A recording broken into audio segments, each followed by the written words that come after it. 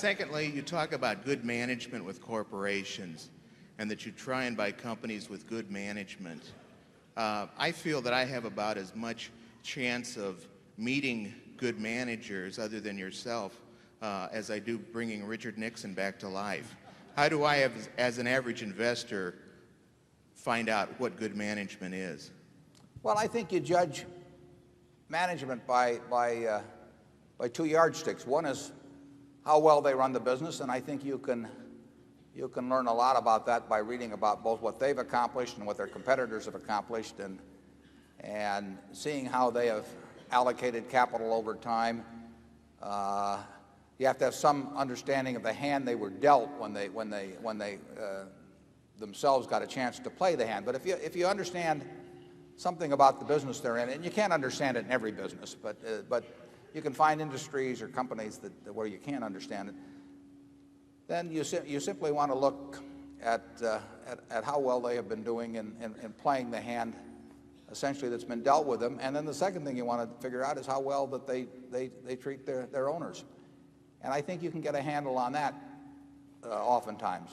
A lot of times you can't. I mean, there are many companies that obviously fall in somewhere in that 20th to 80th percentile, and it's a little hard to pick out where they do fall. But I think you can usually figure out.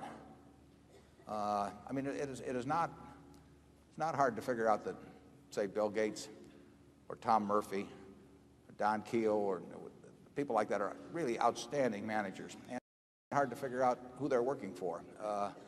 And I could give you some cases on the other end of the spectrum too. It's interesting how often the ones that, in my view, are the poor managers also turn out to be the ones that really don't think that much about the shareholders too. The two often go hand in hand. But I think reading of reports, reading of competitors' reports, I think you'll get a fix on that in some cases. You don't have to make 100 correct judgments in this business or 50 correct judgments. You only have to make a few. And that's all we try to do. And generally speaking, the conclusions I've come to about managers have really come about the same way you could make yours. I mean, they've come about by reading reports rather than any intimate personal knowledge or knowing them personally at all. So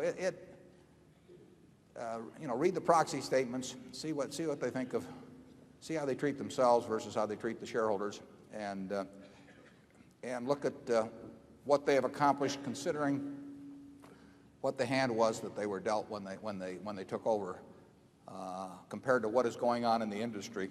And I think you can figure it out sometimes. You don't have to figure it out very often. Charlie?